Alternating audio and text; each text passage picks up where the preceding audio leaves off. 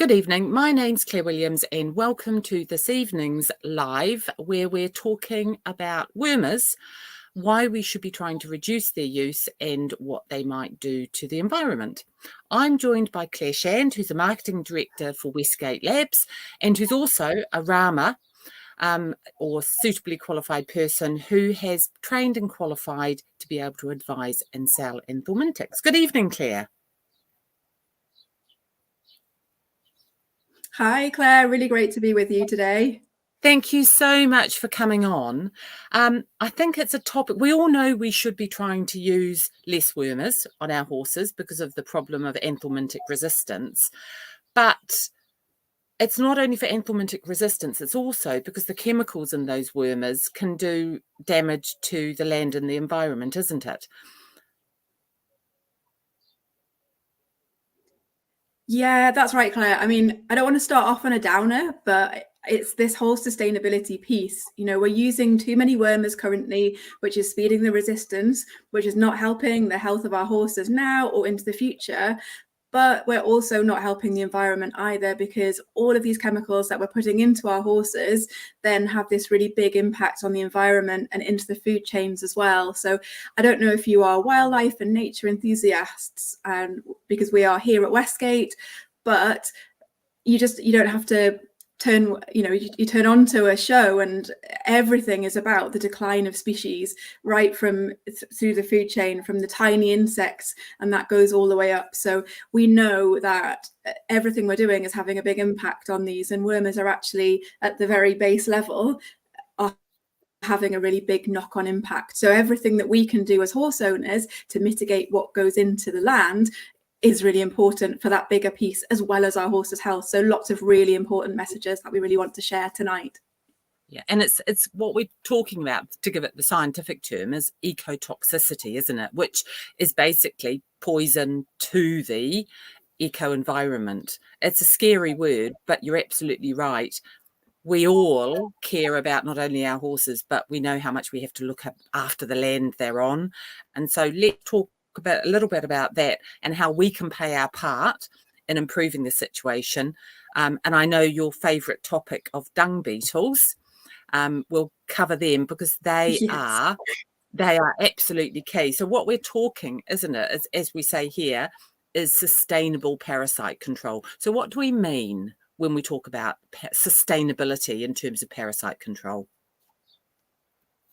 Well, I just love this quote that comes back from the UN about sustainability. It just says everything we need to about the subject. So meet the needs now. That's our horses' health, our own horses, the herds they live in, the fields they occupy, but also thinking about the future. Because if we can get this right now, it stands us in really good stead to keep horses healthy in the future. If we don't, we're really compromising our ability to keep them safe and for us to be able to carry on managing horses as we are. So really big impacts for businesses and livery yards, competition yards, the whole structure really of our society as we know it. So let's get it right now, but also in the future. We've got the sustainability of our horse health. We've talked about the environment. It's all encompassing, really. We're in this vicious circle now where there's this really big decline in the countryside of our animal species, of our plants, and the diversity that we've got. And so we can take small steps now, which are really going to have long-lasting impacts to hopefully turn that around. So we want this virtuous circle, and let's see what we can do to slow the resistance and also to do much better for our environment. Because and I think a lot of us forget that when we give our horses medicine, which a wormer is, the medicine contains chemicals. And I think it's too easy to call it medicine and not realise that the chemicals in it, they don't all stay in the horse. And I'm astounded what percentage of the chemicals in those wormers actually stay in the horse once you've treated them. Yeah, it's really high, Claire. I was totally amazed when I read the stats. It's between 80 and 98% of an ivermectin wormer that you put in the horse. The metabolites of that, those raw chemicals actually pass through the horse and into the dung. So it's doing the same thing that it does in the horse's gut, which is to paralyze and therefore kill the worms. That's then getting out into our environment. And we've got, I've got a slide actually, which we can nip along and have a little look at how this all happens. But To take it back a little bit, it probably is a really good refresher to have a little look at life cycles, like what is actually going on as we walk in our pastures that all around us. You know, this is, so if we go into, can I do this? Can you do that? Yeah, I can. Yeah. So as we're walking around our pastures, here's our horses grazing happily, and they all have parasites that live mainly in the belly of the horse here. And those parasites are evolved to lay like tens of thousands of eggs every day. And it's those eggs that the horse passes out into the dung here and that then go on to our pastures. And if so you're a hatching egg, they hatch within about sort of 5 to 7 days, something like that. And if then you're a tiny motile larval worm, your entire goal in life is to get back inside the horse and carry on your life cycle. And so we can see here this photo, which whenever I look at it, never fails to amaze me. You know, these are tiny larval worms in a single dewdrop, and then you can multiply that across your field. And that's the sort of parasite challenge that we're looking at as you walk around on a daily basis through the horses that are grazing. So that's what's going on in terms of the life cycle. And obviously, to manage those parasite burdens, we have to step in with a chemical from time to time. And that's what then is going into the horse to kill the worms, but also then is landing in our environment. So that's within that body of the belly of the horse. But then let's see if it's the next one. Yes, here. So this is the wormer that we give, and those are the pink dots. So they're in the wormer tube at number 1 there. At number 2, they go into the gut of the horse. And we talked about then the high quantities that then come through the gut and land into the dung. And we've got our dung beetles there. They're the first port of call. They're going to go straight in and do what they do best, which is to decompose that, and are really affected by the contaminated dung that we've got there. But we also then have the earthworms and other invertebrates, and our ecosystems are built on these tiny like micro fauna and flora within our soils. They get washed in to watercourses where they're highly toxic. They get taken up by plants, and wherever they go, they're having this really paralyzing impact. So like even the plants there, they're decreases their germination and their growth by about 30%, they reckon now, by these ivermectin chemicals that are taken up specifically. One of the most poisonous of our wormers that we've got, but others as well have similar impacts. So it's really devastating, you know, the way that this filters through into the environment. And the other thing to remember is that it's not bad for horses to carry some worm burden. It's not as if we're trying to get rid of all of them. It's actually nature means that horses will carry a certain worm burden. So it's not awful, but we can't ever get rid of all of them. And I think we have to remember that. It's just that balance, as you say. You're absolutely right, Claire. And I think we go back to that life cycle slide and you see what you're up against. Like, we'll never eradicate them by worming every 8 weeks, which is what we first were told to do when wormers first came on the market. That's what's got us into the situation which has helped to speed resistance. And there's actually a lot of information research coming through from human medicine at the moment, which says that a small parasite burden actually can be a really positive thing. You know, they're seeing it in humans. We live really sterilized lives these days with much fewer pathogens, access to viruses, exposure to bacteria and that sort of thing. And when the immune system has nothing to do because we've taken it all out with our anti-bac sprays and everything else, then it turns in on itself and you get a much higher incidence then of autoimmune disease and things like that. And they've done research that shows that actually a small burden of parasites are evolved to live alongside each other with the horse. So they're perfectly balanced then. And the parasites actually release some sort of gut soothe within what they do. And it's actually then stimulates the immune system of the horse, and you have this kind of fairly symbiotic relationship.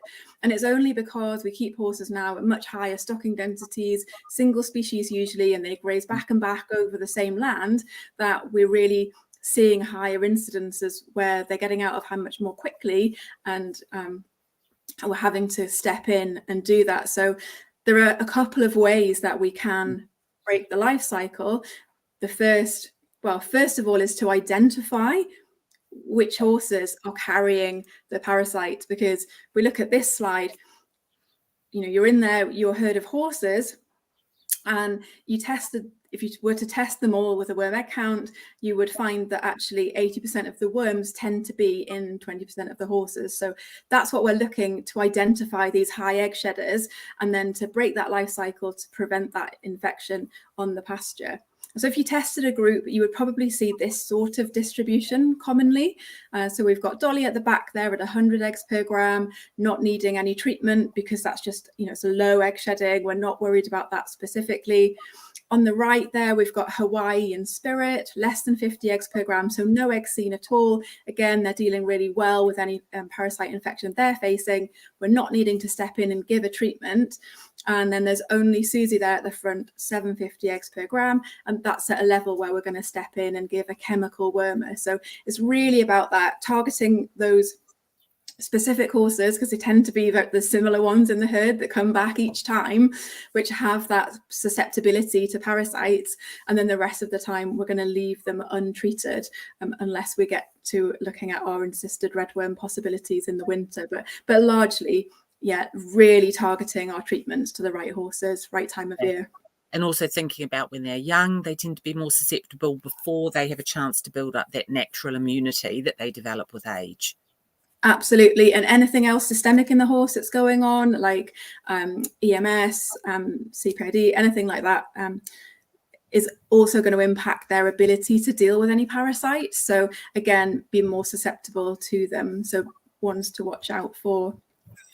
And so when we're talking about breaking that cycle, wormer, I suppose, is one, but the other one is that really important step of removing the dung to stop that life cycle continuing. Yeah, you're absolutely right, Claire. It's getting your poo picking. So here's me putting my money where my mouth is. You've just come in from poo picking. We've had this discussion. It just is a job that has to be done. So it's the number one way, because if you remove the dung from the pasture, it's got all those eggs there that we saw earlier within it, and you can remove that off the pasture. It stops them hatching there, and it really lowers that infection potential that our horses are facing. So it's a really, really important step. I've got it asterisked because we're going to go on and have a little look at dung beetles, because there's a balance that we need to strike between removing dung beetle habitat, because they are our nature's dustbin men. They can do some of this work for us and have a really positive impact on this time consuming and hefty element of horse health that we're all very familiar with. And then there are a few other things that we can do as well. So if you can rest and rotate your grazing, like leave it fallow for a few months, that's a really good way. Most of the redworm, which is 95% of a horse's burden, generally an adult horse, that's going to help them to die off. And we're not going to then have that infection potential when they go back on and graze. And how long should you rest it? Because I know that's the question I'm always asked. And we rest our fields for blocks of time. We're lucky enough we can rotate it. But if you don't have that much land available, how is any rest good, or is there a really good amount of time that you should be resting? Yeah, any rest is good. Like 2-3 months is a good start. If you can do 6 months, that's even better. A year, not many of us have that ability, but again, it's any time is going to just help those larvae die off, that infection rate. So it's really going to help you out and pay dividends. And it's really difficult when you've got fatties that you've got on starvation grazing and you're not wanting to move to that fresh pasture, or whether you've got track systems set up or limited space, individual paddocks, that sort of thing. But do what you can really on that one. Yeah.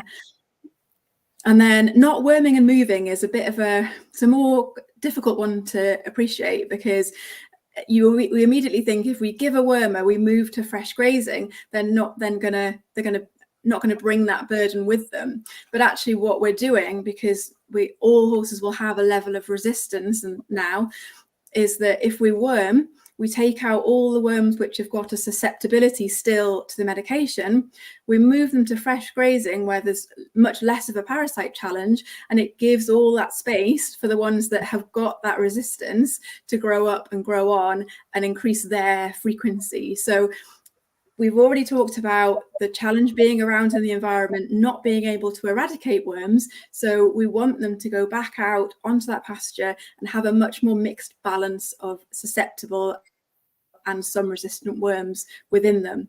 It's a weird concept, but this is what the scientists are telling us is the best way to help preserve our wormers for future. And that brings the question I mentioned before, that when we worm, we're told if they're stabled horses, keep them in, don't turn them out. But there's that art of when to turn them out and when to keep them in, because it doesn't have an effect for 24 hours or so. So if you're doing that, how long should you keep a horse off the land after you've wormed them?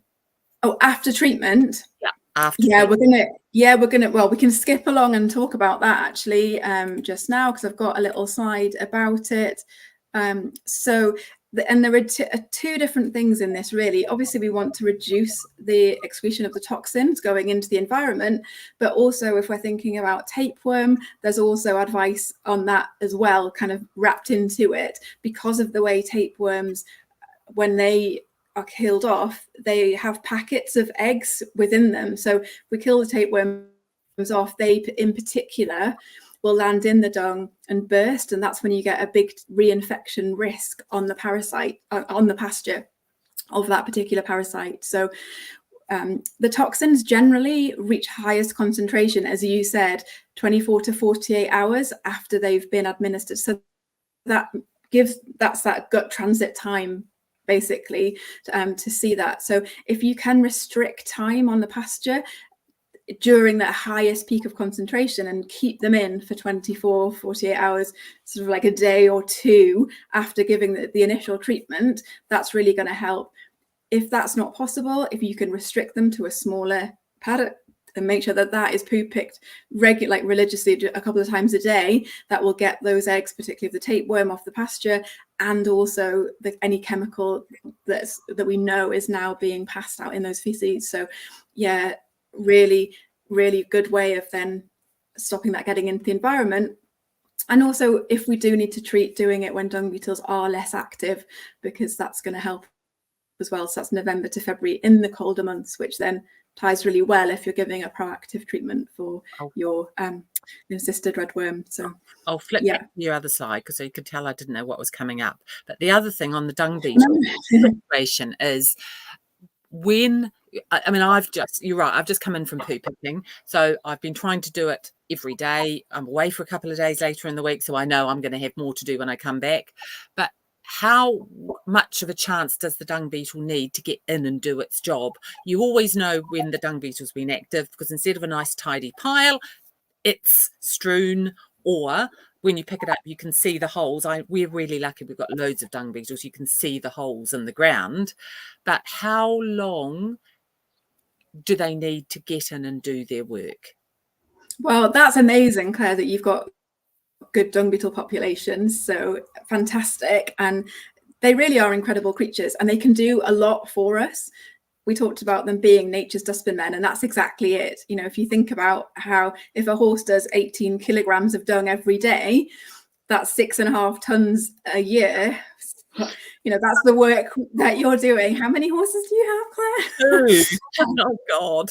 Yeah, so that's a lot of hours that we spend removing that. And actually, dung beetles are evolved to do a lot of this work for us if we hadn't really poisoned them off with chemicals and seen a massive decline in them. So yeah, it's a really difficult one. But we have actually 60 native species of dung beetle in this country.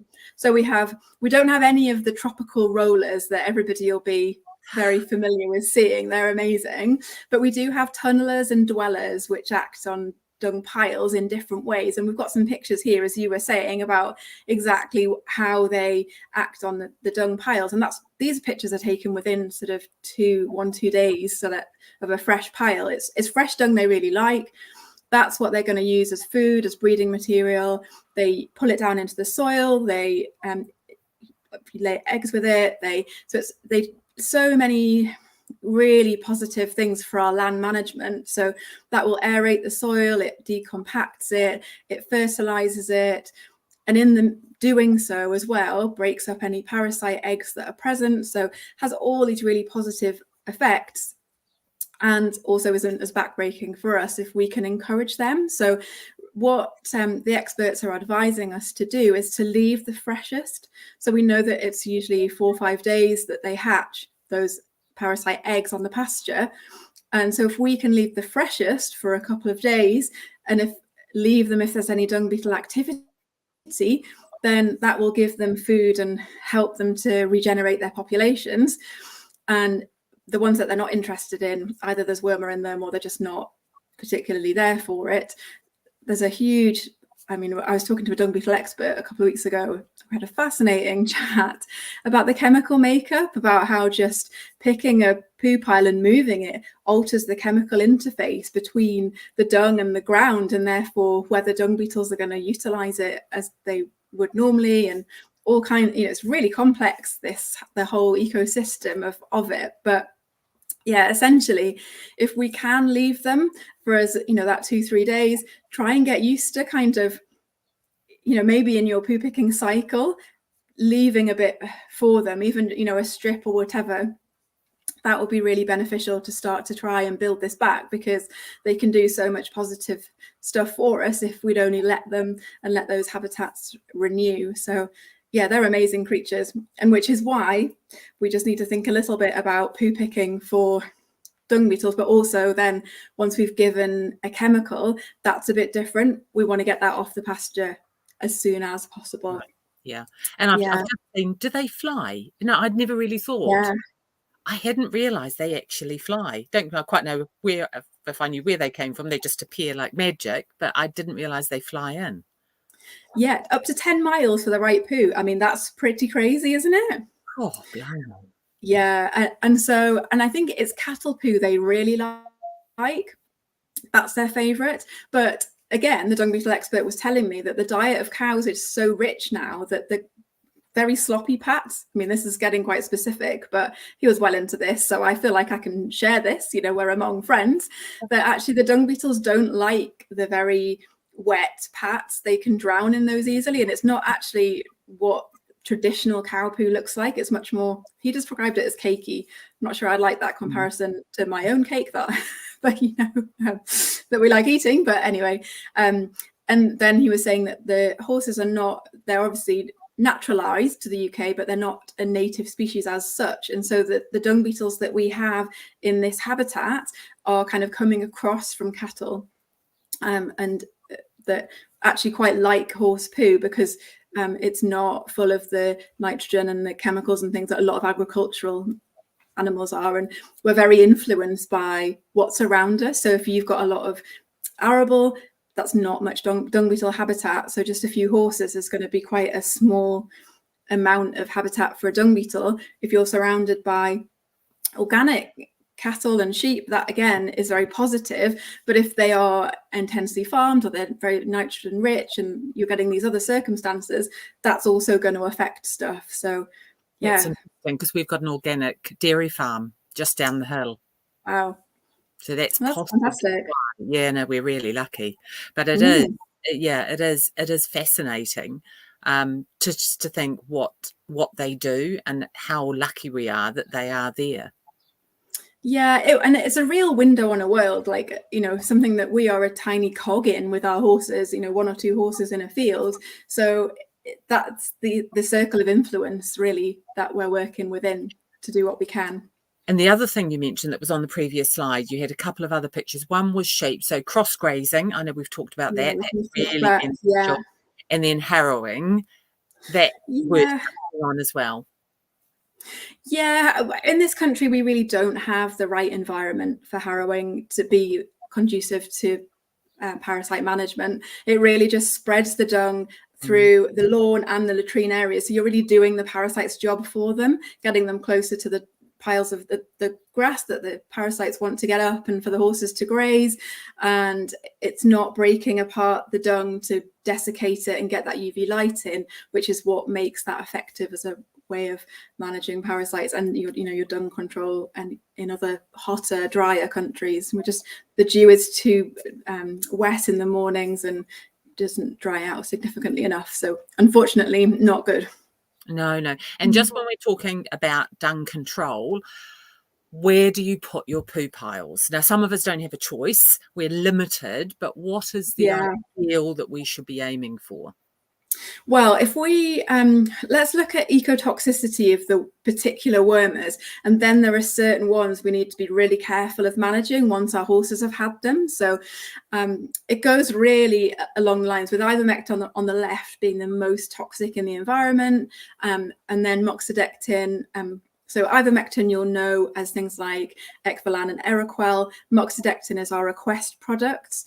Fenbendazole is a Panacur 5-day. You'll know that as praziquantel. We used to have Equitape. We can now only get that. There's a tapeworm treatment, basically, specifically, that you can get as a special from your vet. And then Pyrantel, which is the likes of Strongid P, Embertape, that sort of thing.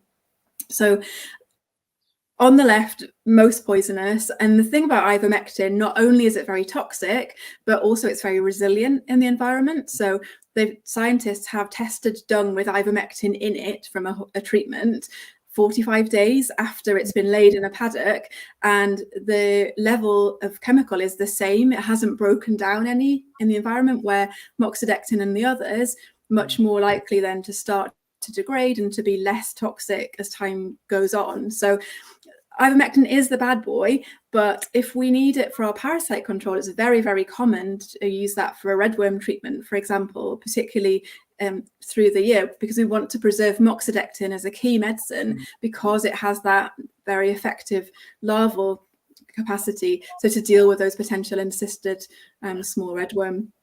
So we need to still use it. It's just being really conscious of the impact that it has when we do, because there is the least resistance to the ivermectin moxidectins in that bunch. So yeah, they're the bad boys of ecotoxicity, but in terms of being effective, they're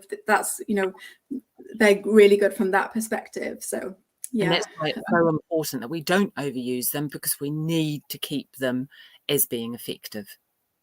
Absolutely, yeah.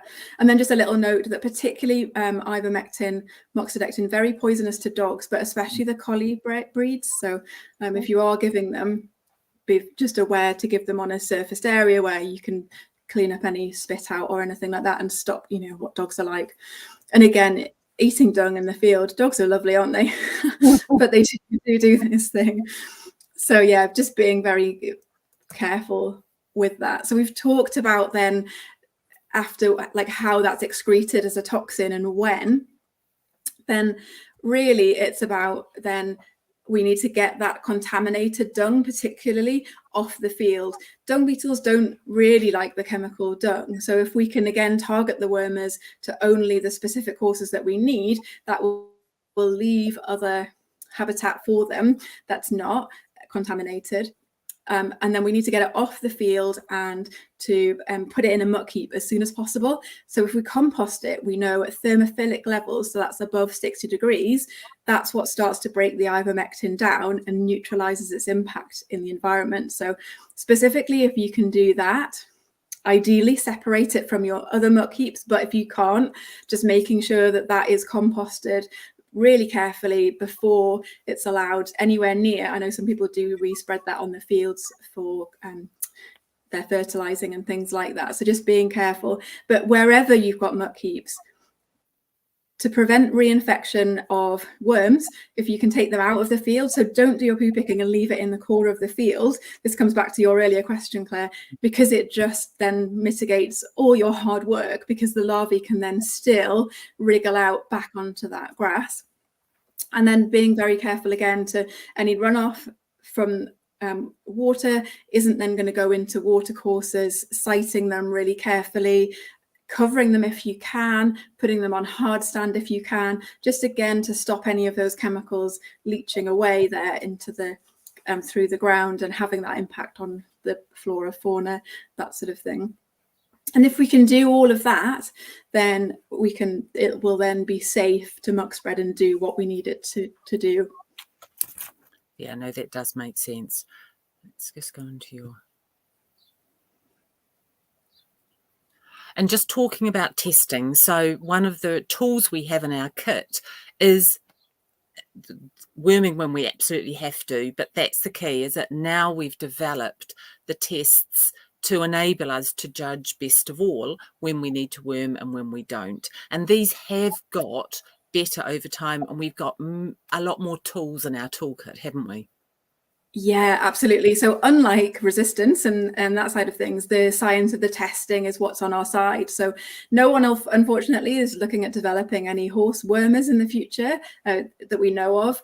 But the science of testing means that we've got worm egg counts, which really are the bedrock of any good targeted parasite control program. And we're going to want to look at doing those every 8 to 12 weeks, depending on the horse's risk, to really keep on top specifically of those small redworm, because they will just reproduce so fast, like 4 to 5 weeks from egg to adult. They're amazing. We've also got our Equicell test for tapeworm, which we want to do every 6 months. They're a slightly slower growing parasite, but again, we really want to have those on a regular schedule. So that's our redworm, our ascarid, our tapeworm covered with those.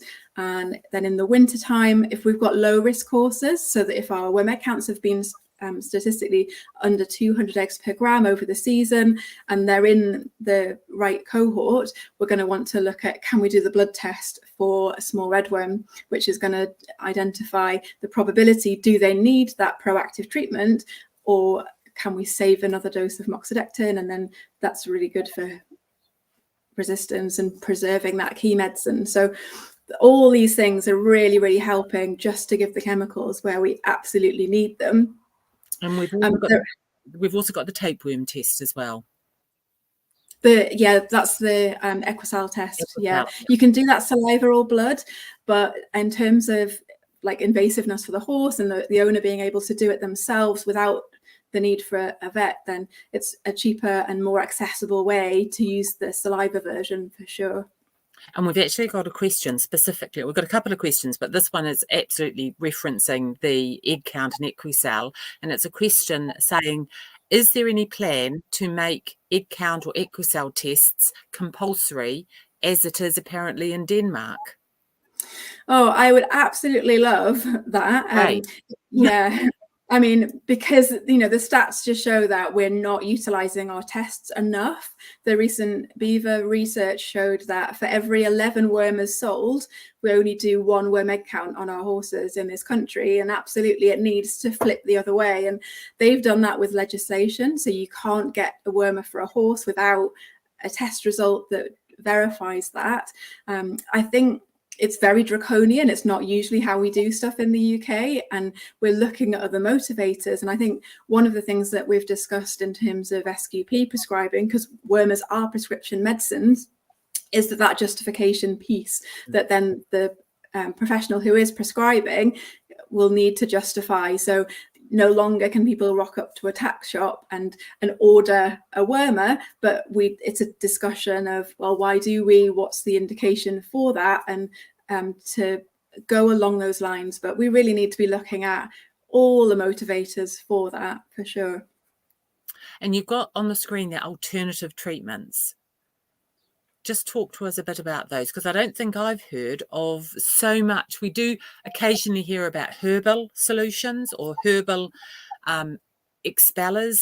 Is that where the tannins and the fungi comes in? Not exactly. There are products out there which aim to make the environment within the horse less palatable to parasites and keep the burdens down.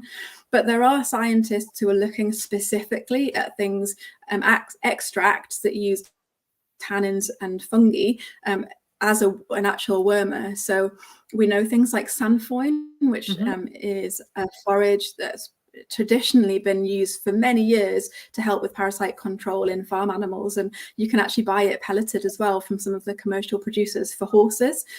The thing with these things is that there isn't a license yet for any of them, so to be able to be sold as wormers, there's a really rigorous testing that they have to go through, and it costs an awful lot of money. I mean, we're talking millions here. So to be able to bring that to market, there's also things like, how do you extract and stabilize things like the tannins and fungi for sale?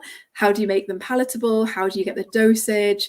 those sorts of things. So, but it's going on in the background. And I think really all of these things, are about buying ourselves time. The wins that we've had with our most recent medications, like the new ones, which is ivermectin, moxidectin, that's come from farm animals. The recent ones that have been developed for sheep are actually toxic to horses, unfortunately. So it's not looking like we're going to get a win there anytime soon. And the thing with farm animals, they're food producing, so there's real money and drive to be able to solve the problem. And you've got to look at, the sheep are 20 years ahead of us in terms of the impacts that resistance has been having for them. They've been through, there is land in lots of places, South Africa, Australia, parts of Wales, which are very, very known for their sheep production. And they had for a time to stop putting sheep on particular grazing because they just couldn't treat the parasite burdens because of resistance, and which is terrifying, and that's where we're all headed, and we just really want to put the brakes on that. And hopefully there's going to be stuff coming along that's going to help us to overcome these. And it is absolutely about changing our behavior. We've, as you said right at the start, we all obediently followed the instructions and bought wormers every 6 to 8 weeks. That took a certain amount of time to train into us. So now we've got to untrain ourselves and actually go back to alternative ways. Yeah, you're right. And it's really easy just to go to the shop and give a wormer and think that that's it covered. And now what we have to do is normalize sending off our poo in a pot and in the post. So it's this change of attitude and knowing why we're doing it, and also the information that that's giving us, because the evidence-based stuff for me is really where it sips up and makes a difference to horse ownership. We've always, I think in all equestrian properties now, there's going to be some level of resistance. We can't just step in with a wormer and expect it to work, because it's just not how it works anymore. And the testing is really what's going to give us that information to know, has it been effective, and which horses are carrying which worms. And you just have a much broader an understanding of what's going on in front of you by using the tests rather than blindly giving the chemicals. It's just a much better horse husbandry way of managing things. It is. And we've got the Canter logo up the top, and that really embodies what we've been talking about in terms of trying to change behaviour, encourage people to risk assess their horses before they grasp for the chemical means, and looking for alternative methods of control. Yeah, 100%. Claire, I mean, the Canter thing is amazing, and what it really does do is it highlights what an impact this will have when resistance comes. They're already talking that it's the biggest issue facing us as horse owners in terms of their health and our ability to keep them healthy into the future. So we've got all these experts have come together. So we've got vets, parasitologists, researchers, diagnostic labs, horse owners, and the Veterinary Medicines Directorate. So many people have stepped in to really see how we can tackle this thing for the whole equine industry. It's a community-wide thing that we all have to get behind, and as you say, change our behaviors, change the way we do stuff. Yeah, absolutely. Just go on to, there we go. And so it's all about thinking strategically and being prepared just to put a bit of extra work into making certain our horses are healthy. And as you say here, looking at the bigger picture, considering everything from the horse through to the environment that they're being put on.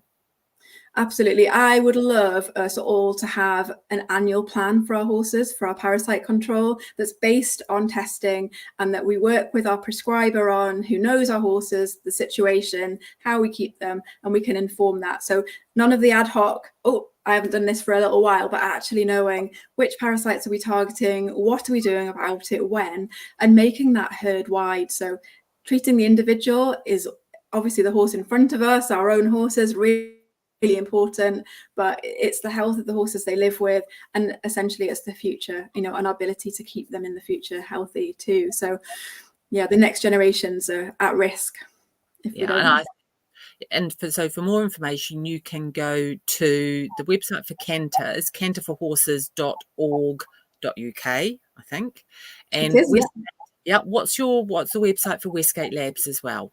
It's westgatelabs.co.uk, and we've got loads of information on there about all things parasite control, management, husbandry, lots of stuff. But if any questions, you can always drop us a line on our Facebook, through direct message, email us, ring us 9 to 5, Monday to Friday. Our phone lines are all manned by SQPs, and yeah, we're really just happy to answer any questions. And we do free consultations if people want to check in.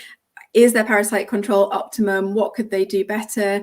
And we're all about just, well, a whole mission, you know, for horses to be wormed better, parasite control considered, and doing better for our horses and the environment. I think that's key. And you can also go to beta-uk.org, go onto our member directory, and you can also find your local beta member who is or does have a qualified SQP on their staff. If you can't get to Westgate, you can also go to them. We have one other question, Claire. The problem is I might have to show it. I can't read. Oh, I know it's a very long one from Greg, but it's cut off at the end. But I think he's got a line of youngsters that obviously tend to carry high worm burdens. And Greg, if you're here still, you might need to write a bit further, because we've cut off after you've blood tested. He was also very high. I wonder whether part of that was asking about whether susceptibility to worms can also be hereditary. Yeah, well, it absolutely can. And it's a trait that they breed for in sheep. Obviously, we've got a much more performance related traits that we're looking for in our horses, but yeah, definitely. And anecdotally, we certainly find that some breeds are wormier than others. So like Highlands, Frisians, Arabs just, you know, tend to carry more parasites. But yeah, it can absolutely be that. It can be behavioral, so fatty horses that graze closer to the piles of dung. It can be to do with underlying health issues, and also the young and the old. So what we didn't see on the message there was whether that was a blood test for tapeworm or for redworm. It's encysted redworm. It's just appeared. Got you. So in terms of them being young anyway, certainly if they're under 4 years old, there wouldn't really be a candidate for the blood test. As we've discussed already, young horses just are so much more susceptible to parasites. Certainly between the ages, like until they're 6 months old, we want to be proactively supporting them with wormers, usually every sort of 6 to 8 weeks, with some of the older style chemicals like fenbendazole, pyrantel, alternating that, just because they are so much more susceptible. After that, yes, we can go on to our testing, but we're doing it much more regularly than we would for a healthy adult. So worm egg counting every 8 weeks. And until they are about 4 years old and we can see that resilience growing with that test results that we're doing, then they wouldn't be a candidate for the blood test. Usually we would want to be doing a proactive dose there. Just have a read of this. So Greg's just put up this. So it is obviously just that one line that's affected. Yeah, and that's, again, it's really key that you can't just look at a horse and know whether it has worms. They can look really healthy right up until the point where that can be overwhelming for them. And absolutely, you know, it can definitely be a genetic issue as well. That's really useful to know. And I think that's key. You can't assume. We keep ours largely as a closed herd. 2 of mine and 2 of a friend's, they go out together at some times of year. They split into 2 groups of 2. We always egg count test them and saliva test them at the same time. And they're generally low, but just occasionally one will kick up. And that may have been off colour. So it's amazing how you really can't tell or assume what their result is going to be. Yeah, you're absolutely right. And also how worm egg counting regularly can also be a barometer of health. So we've had horses that have always been low, no eggs seen, or low counts through their history. And then if something, you know, older age, like a PPID starts to kick in, that can be the first indicator that there is an underlying stress there on the immune system that's happening. So they can be really useful from that point of view as well. And horses that are tested regularly, we've seen if they've had a stressful time, like a move that didn't suit them or something like that, their worm egg count has risen in reaction to that. So it really comes down, again, it's this bigger picture thinking, it's this information piece, and that all of these tools are things that we can use to just manage our horses in a better way. Yeah, and I think it's a bit like, I know Red Wings is trying to encourage people to get to temperature test our horses, actually know what the healthy temperature of your horse is, so that if there is any alteration, that you know that there is a kick up, because it's a bit like us, our usual healthy temperature may vary. And so I think it's similar with egg count, is that if you know what is the right result for your horse, then it enables you to see when things may be going wrong. Yeah, and that is all going to help our biosecurity as well. So just as the temperature helps us not to bring in any viruses or anything else, quarantine those new horses coming into a yard. We've got to start to think about parasites as a transmissible disease as well.